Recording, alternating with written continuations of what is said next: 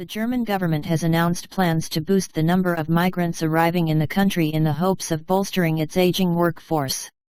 Germany's Federal Minister of Labor, Hubertus Heil, announced on Wednesday that his government was aiming to let even more migrants into the country in the hopes of outnumbering its aging population. The EU member state has already seen record levels of immigration, with its total migrant population growing by 4.4 million people since 2014 on the back of the massive influx of foreigners from the likes of Syria and Afghanistan. However, while leftist politicians in the country often praise the influx as being positive for the country's economy, statistics published on Tuesday indicate that many of these migrants remain unemployed to this day.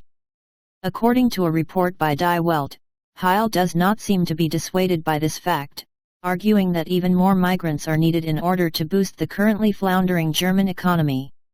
Our goal is the most modern immigration law in Europe, because we compete with many countries for clever minds and helping hands, he said, arguing that getting the right people would ensure prosperity in the country.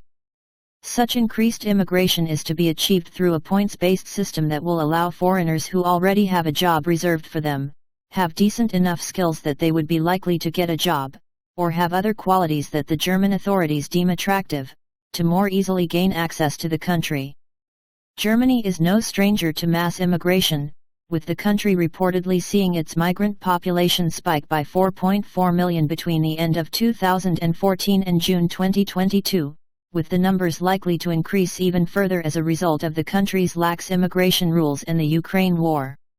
While a lot of this growth is the result of the country's Merkel-era migrant crisis, immigration has once again spiked in recent months, with the net influx of foreigners reaching an all-time high for Germany post-unification in the first 6 months of this year.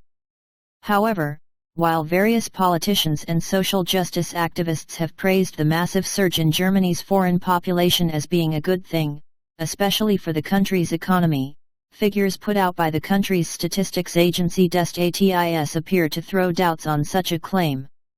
For example, while advocates of immigration say that it will allow businesses in the country to fill job vacancies as the country's native population gets older, figures indicate that wide swathes of migrants from outside of Europe remain unemployed in the country. For example, the employment rate for Afghans in Germany sits at 45% compared with just under 95% for the country's overall population. Things look even worse when it comes to Syrian nationals, with the population reported as only having an employment rate of 35%.